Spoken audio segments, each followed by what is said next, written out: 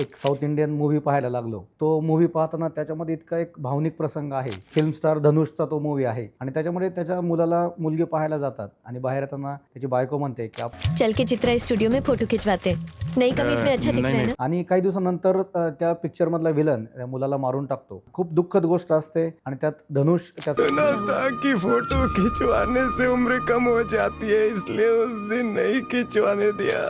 अब तो मुझे उसका चेहरा भी याद नहीं। पाहिलं तर हळूहळू माणूस त्याचा काही फोटो नसेल आपल्याकडे पाहायला किंवा ती गोष्ट नसेल तर त्याचा चेहरा सुद्धा हळूहळू तसा विस्मृतीत जातो. तो असा प्रत्यक्ष आहे तसा दिसत नाही. लोक म्हणतात की आम्ही मनात घर करून ठेवतो किंवा घरात त्या गोष्टी ठेवू शकतो, परंतु जर फोटो नाहीये तर ती गोष्ट हळूहळू विस्मृतीत जायला लागते. मला असं वाटतं आपणही आपल्या बिझी शेड्यूलमधून आपण छान एक आनंदाने छान फॅमिली पोर्ट्रेट्स काढून घ्यायला पाहिजे. मी एक फोटोग्राफर म्हणून नाही तर एक व्यक्ती म्हणून म्हणतोय की एक संवेदना त्याच्यात असतात आणि ते जर फोटो असतील तर आपण त्या क्षणाला पुन्हा जगू शकतो, त्याचा आनंद घेऊ शकतो. तर मला असं वाटतं की फॅमिली पोर्ट्रेट्स आणि त्याचा आनंद खूप वेगळा आहे. महत्त्व सुद्धा आयुष्यात खूप वेगळं आहे आणि त्याला एक थोडासा वेळ देऊन आपण ते शूट नक्की करून घ्यायला पाहिजे.